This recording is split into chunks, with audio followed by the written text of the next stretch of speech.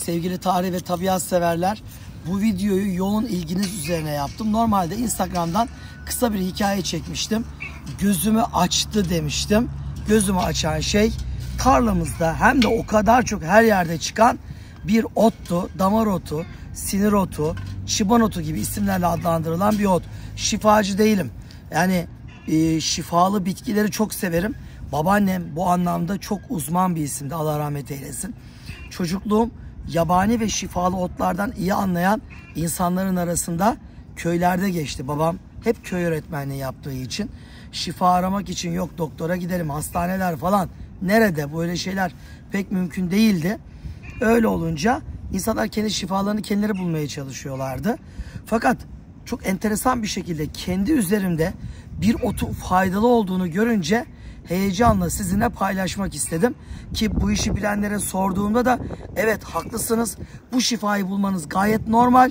Çünkü hakikaten bu ot o sıkıntının şifasıdır demişlerdi. Gözüm geçen Haziran ayında zor görmeye, sabahları ve akşamları bazı yazıları ben okuyamamaya başlamıştım. Gittim gözlük aldım. Göz doktoruna gittim, muayene oldum. Sonra bir ay sonra bir bakıyorum okuyorum. Sabah o erken vakitler, akşam geç vakitler. Yani resmen bu ot gözümü açtı. Hadi gelin şimdi sizi bu şifalı bitkiyle tanıştırayım.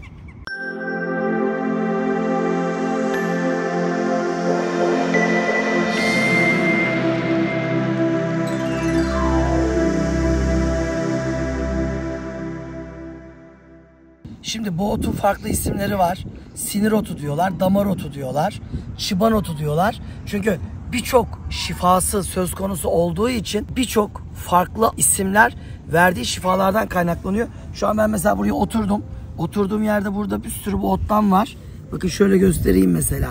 Şu görmüş olduğunuz otun yaprağının şurası ön kısmı, şurası da arka kısmı. Şu arka kısmındaki şu damarlardan dolayı ya da işte insan vücudundaki sinire benzeyen bu kılcallardan dolayı bu ota bu isim veriliyor. Ben biraz araştırdım, hani sadece böyle otçular falan değil, yani şifalı ot değil, bilimsel anlamda bu bitkiyle, şifalı bitkilerle uğraşanlarla da görüştüm.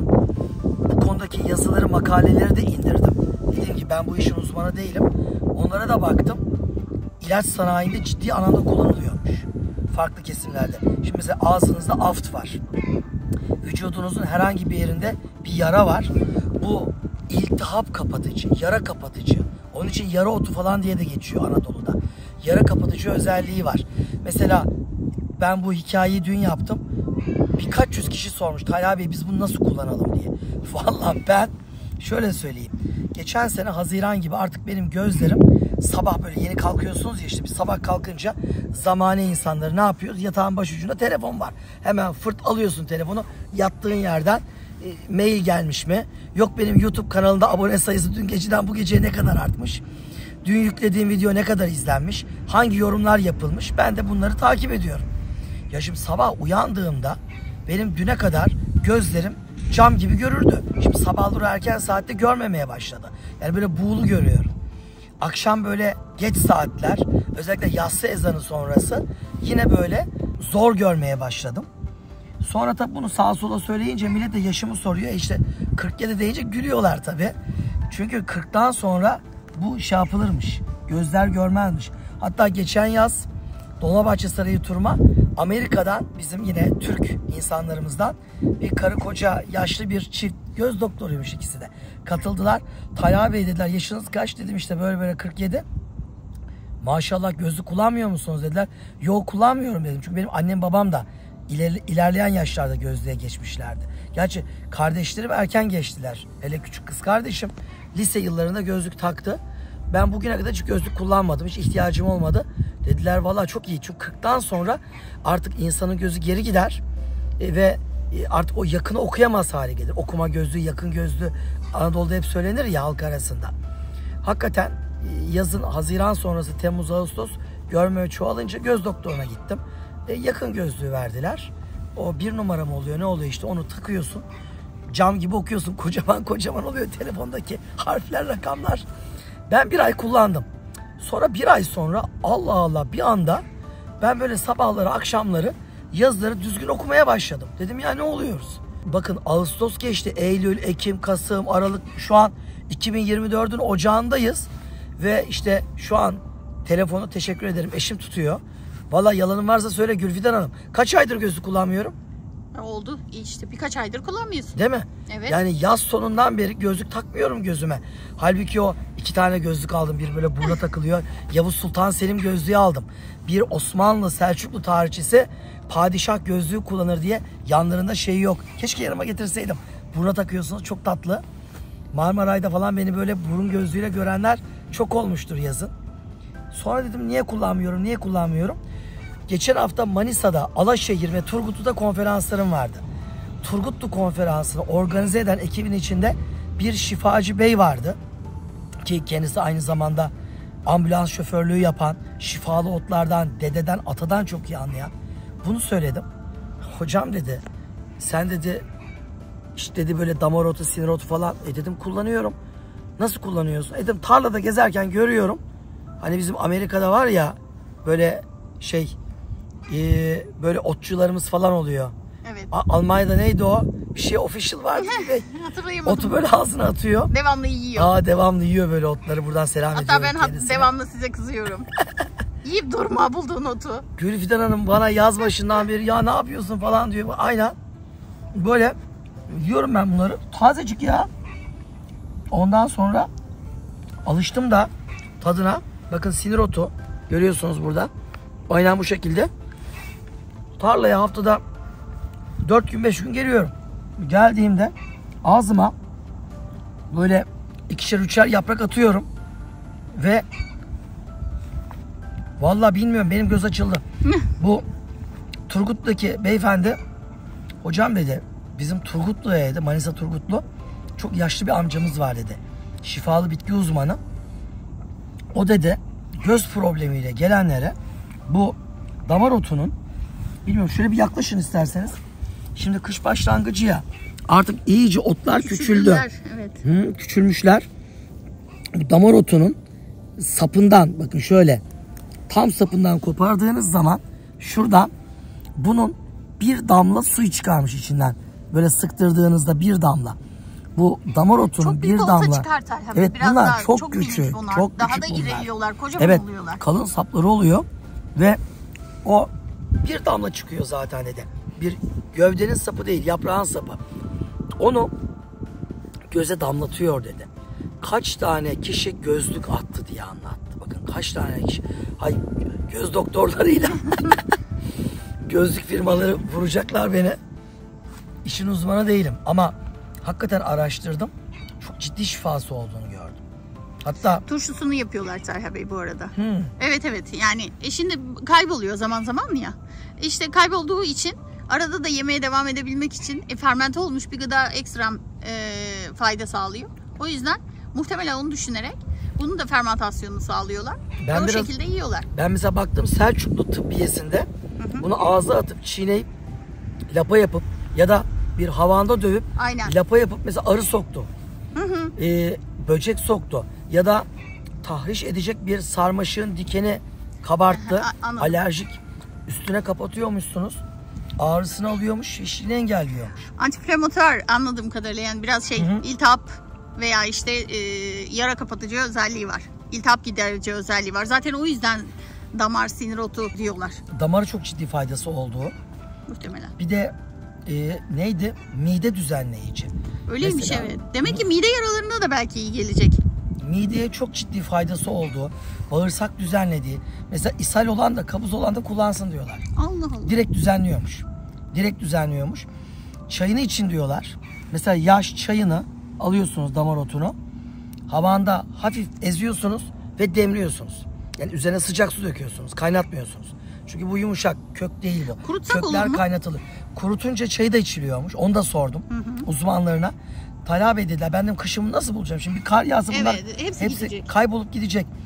Dediler kurutup içebilirsiniz. Taze çayını içebilirsiniz. O çayı mesela ağızda gargara yaptığınız zaman ağız yarası, diş eti problemleri falan, bunların hepsine çok ciddi iyi geliyormuş. Mesela zararı var mı diye okudum. Müsil etkisi yapıyormuş çok fazla kullanılırsa. çok fazla kullanıldığı bir sürü etkisi İshal yapıyormuş. Evet. Çok fazla kullanıldığında mide her şeyin bulantısı fazlası varmış. zarar. Mide bulantısı Nihayet. yapıyormuş çok fazla kullanıldığında. Yani çok bir yan etkisi de yok olumsuz. Yani bunları da söylüyorlar. Ama en çok dediğiniz gibi yara kapatıcı. Evet. Yara kapatıcı. Mesela böyle vücudun belli sokuntularında ortaya çıkan mantar hastalıklarında lapası konulabilir. Yediğiniz zaman içinde çok ciddi sayıda mineral ve vitamin katkısı varmış. A, B ve K vitaminleri çok fazlaymış. Bundan dolayı yani aslında ben Ulan de yesin. valla bulduğunuz zaman yiyin. Bu arada biz bu çekimi burada değil, tarlanın öbür tarafında yapacaktık. Yapamadık. Orada yıkılıyor. Evet. Çok Sinir büyüklerde. otu yıkılıyor. Özel aradık, bir tane yok. Neden? Çünkü biz buraya koyun keçi salmıyoruz. Burası tavukların gezdiği bir yer. Oraya koyun keçi salıyoruz. Bir tane yardımcım var. Sordum, dedim ya burası yıkılıyordu damar otundan, yok hiç. Abi dedi, keçi koyun bayılıyor. Özel onu arayıp onu yiyorlar dedi. Keçi koyun bunu arayıp yiyorsa Bilhassa keçi. kaçırmayın.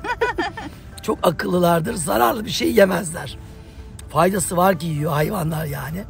Onun için kesinlikle tavsiye ediyoruz. Size bahsettiğim yer burası. Burası sinir otuyla, damar otuyla yıkılıyordu.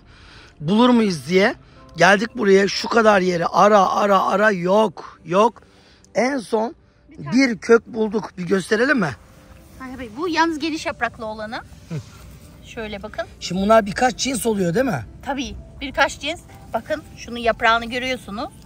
Bizim az önce gösterdiklerimiz o minik Evet. minik olanlar Onlar dar yapraklılardı. Bunlar geniş yaprak. Bunlar geniş yapraklılar. Cins birkaç bu cinsi güzel varmış. işte, evet. Bakın yemiş zaten ucundan. Kıtlatmış. Ya, görüyorsunuz. Çocuk öyle diyor. Abi diyor damar otlarını seçiyor diyor ya. Bak yemiş. Ya burada biliyorsunuz zaten bu damar otu, sinir otu için istilacı tür diyorlar. Yani kapladığı zaman, ay dur gözüme bir tane damlatsak mı acaba? Var mı, içinden su çıktı mı? Dur şöyle yalnız şuradan mı kıracağız acaba biraz daha? O sapının, yaprağının sapının suyu diyor. Oradan geliyormuş. Ama kış öncesi suyu çekilmiş bunların ya. Evet, ölecekler artık. Kış öncesi suyu çekilmiş bunlar. Dur atma onu, ben yerim. Atmıyorum. Çiğ yiyorum ben ya. Bu güzelmiş, taze. Diyorum hala bulamıyorum. Dün de yağmur yağdı, pırıl pırıl. Hemen direkt ağzınıza atabiliyorsunuz. Yani bunları taze de tüketebiliyorsunuz. Hiçbir zararı yok. Az önce ben şurada bir tane kara hindiba gördüm. Sapsarı çiçeği yapraklarıyla hemen attım ağzıma. Temizliğine bakın, temizse hiçbir problemi yok. Bak hayvan şurada bir tane bırakmamışlar. Şurada bir sürü şifalı bitki var. Burada kuş otu var, saat otu var, ballı baba var, aralar dolu sütlü var ama bunu arıyor işte özellikle nedense. Seranın içerisinde de damar otu buldum. Hemen göstereyim. Bizim tarlamızda yaklaşık 3 çeşit damar otu çıkıyor. Şimdi o incecik yapraklı küçükleri gördünüz. Geniş yapraklı bir tane gösterdim. Bakın bu da en geniş yapraklısı. Bu da damar otu. Gördüğünüz gibi. İşte bunu ele veren en önemli şey, arkasını çevirdiğiniz zaman arkasındaki bu damarların bu şekilde net belli olması. Bakın burada yaklaşık 5-6 çeşit ot var. Bunların arasından damar otunu hemen görebiliyorsunuz. Bu da bir üçüncü çeşidi, dediğimiz gibi iyice geniş yapraklı. İyice geniş yapraklı, orta geniş yapraklı, dar yapraklı olmak üzere bu şekilde çeşitleri var damar otunun, sinir otunun. Peki turşusunu nasıl yapıyoruz Gülfide Hanım? Salih Bey, aynı fermentasyon yöntemi. Güzel yıkıyoruz, kurutuyoruz. Daha sonra tuz oranını şimdi her şeyin farklı. Yani kavanoza göre değişir. Ama genelde işte bir kavanoza bir kaşık şeklinde tuz. Biz malum uzun süredir artık limon tuzunu bıraktık. Ondan sonra tuz, sirke, az bir sirkeyle, elma sirkesi olsa yumuşak olur. Ondan sonra az bir sirkeyle beraber turşumuzu yapıyoruz. Kuruyoruz yani. Daha sonra da yiyoruz. Aynı şeyi biz şeyden de yaptık biliyorsunuz bu sene. Neydi adı? Semizotu. O zaman şimdi kar yağmadan, ocağın ortası gibi kar gelecek diyorlar. Gelecek. Bunlardan biraz toplayalım, kurutalım. Ya kurutalım ya turşu haline getirelim. Vallahi benim gözümü açtı, ben söyleyeyim yani. Denendi, onaylandı. Normalde işte kekiktir, ıhlamudur, bunları zaten ben devamlı kullanıyorum. Çok içersiniz, evet. Yani ekstradan kullandığım tek şey buydu. Ve bunun da hakikaten hani göze damlatmaya kadar fayda sağladığı, gözlük attırdığını bizzat bu işin uzmanlarının ağzından da duyunca dedim ki tamam, bu iş bitmiştir. Onun için çok aşırıya kaçmadan sizin de kullanmanızı bu anlamda tavsiye ediyoruz. Selamlar, saygılar.